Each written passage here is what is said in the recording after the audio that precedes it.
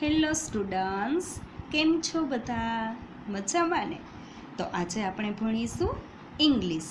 તો સૌપ્રથમ બધા ઇંગ્લિશનો પ્રાઇમર મતલબ કે જે તમારી પાસે લીધો છે એ કાઢી લેશે અને તેમાં પેજ નંબર આજે આપણે કરીશું પેજ નંબર 47. ગયા લેક્ચરમાં આપણે 46 નંબરનું પેજ કમ્પ્લીટ કર્યું અને આજે આપણે કરીશું 47 નંબરનું પેજ. તો ચાલો આપણે જોઈએ કે શું છે 47 નંબરના પેજ ઉપર. તો કે આપણે પહેલાં તો ટેસ્ટ પેપર છે એ કરીએ છીએ. તો ગયા લેક્ચરમાં આપણે ક્વેશ્ચન એ અને બી છે એ કમ્પ્લીટ કર્યા. આજે આપણે કરીશું ક્વેશ્ચન 2A.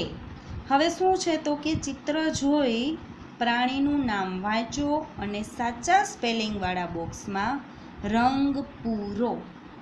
શું કરવાનું છે તો કે ચિત્ર જોઈ, અહીંયા આપણને ચિત્ર આપેલા છે એ જોઈ અને પ્રાણીનું નામ વાંચવાનું છે અને જે એમનો જે સાચો સ્પેલિંગ હોય એ બોક્સમાં કલરિંગ કરવાનું છે. તો ચાલો આપણે સૌથી પહેલાં જોઈએ તો શું છે ચિત્રમાં. ચિત્ર શેનું છે બાળકો? તો કે વાંદરાનું. શેનું ચિત્ર છે? વાંદરાનું. તો વાંદરાને ઇંગ્લિશમાં શું કહેવાય? મંકી. MONKEY. મંકી. મંકી એટલે વાંદરું. તો હવે આપણને અહીંયા સામે બે સ્પેલિંગ આપેલા છે, DONKEY ડોંકી અને MONKEY મંકી. મંકી એટલે વાંદરો, ડોંકી એટલે ગધેડો. તો હવે અહીંયા આપણો સાચો સ્પેલિંગ કયો છે તો કે મંકી. કયો સાચો સ્પેલિંગ છે? મંકી. કારણ કે સામે ચિત્ર આપેલું છે તે મંકીનું ચિત્ર છે. તો તમારે બધાએ આ જે ખાનું છે એમની અંદર કલરિંગ કરવાનું છે, કારણ કે આ આપણો રાઈટ આન્સર છે એટલા માટે. હવે આપણે જોઈએ એમની નીચેનું ચિત્ર. તો ચિત્રમાં શું છે બાળકો? તો કે વાઘ. શેનું ચિત્ર છે? વાઘનું. વાઘને ઇંગ્લિશમાં શું કહેવાય? ટાઈગર. ટાઈગરનો સ્પેલિંગ TIGER. ટાઈગર એટલે વાઘ. શું થાય ટાઈગર એટલે? વાઘ. તો અહીંયા આપણને સામે બે સ્પેલિંગ આપેલા છે. એક છે TIGER ટાઈગર અને બીજો સ્પેલિંગ છે રાઇડર, RIDER રાઇડર. તો સાચો સ્પેલિંગ આપણો કયો છે તો કે ટાઈગર. ટાઈગર એટલે વાઘ. તો અહીંયા જે ટાઈગરવાળું બોક્સ છે એમની અંદર કલરિંગ કરવાનું છે. હવે આપણે એમની નીચે જોઈએ તો ચિત્રમાં શું છે બાળકો? તો કે ઘોડો. શેનું ચિત્ર છે? ઘોડાનું. તો ઘોડાને ઇંગ્લિશમાં કહેવાય હોર્સ. શું કહેવાય? હોર્સ. તો હોર્સનો સ્પેલિંગ HORSE. હોર્સ એટલે ઘોડો. હોર્સ એટલે ઘોડો. તો આપણને અહીંયા બે સ્પેલિંગ આપેલા છે. પહેલો છે HORSE હોર્સ અને બીજો છે HOUSE હાઉસ. હાઉસ એટલે શું થાય? ઘર થાય. અને હોર્સ એટલે ઘોડો. તો ચિત્ર આપણને ઘોડાનું આપેલું છે. તો આ આપણો સાચો જવાબ છે હોર્સ. તો આ ખાનામાં બધાએ કલરિંગ કરી લેવાનું છે. હવે આપણે એમની નીચે જોઈએ તો ચિત્રમાં શું છે બાળકો? તો કે ઊંટ. શેનું ચિત્ર છે? ઊંટનું. ઊંટને ઇંગ્લિશમાં કહેવાય કેમલ.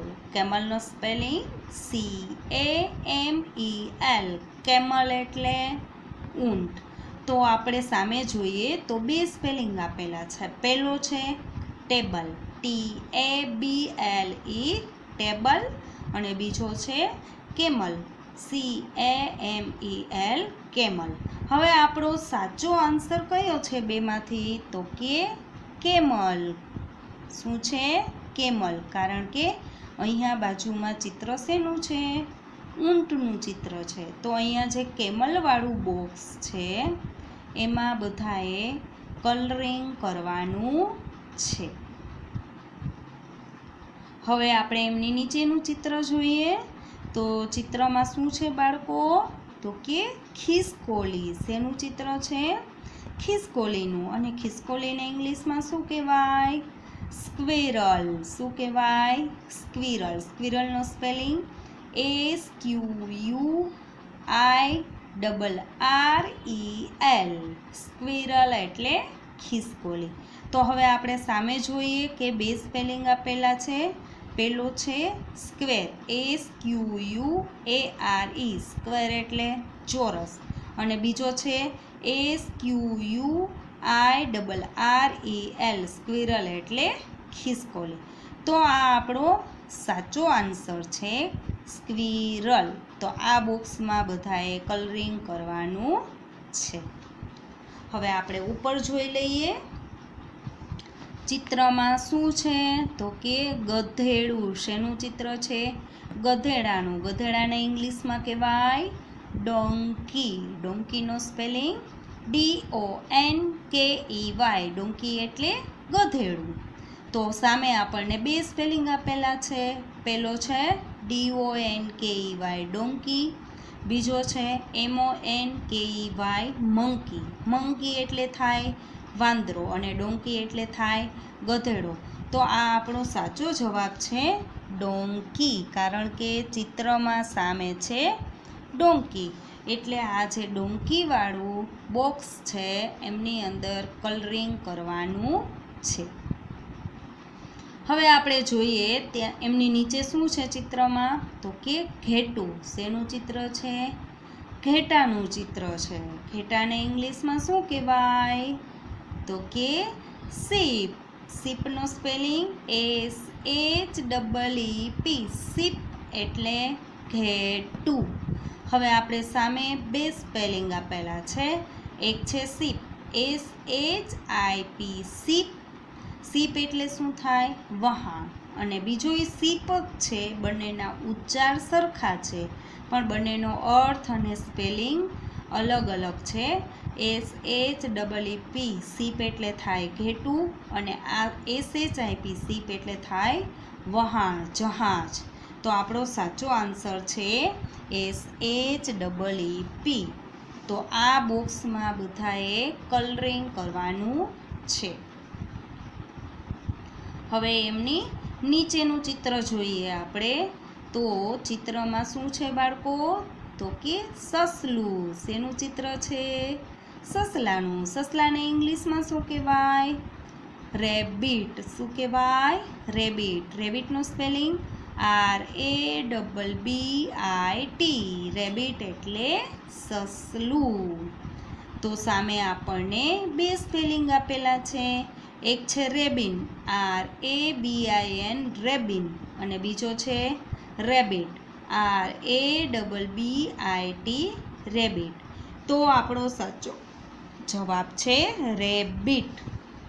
તો આ બોક્સમાં બધાએ કલરિંગ કરી લેવાનું છે કારણ કે આ આપણો રાઈટ આન્સર છે એટલા માટે.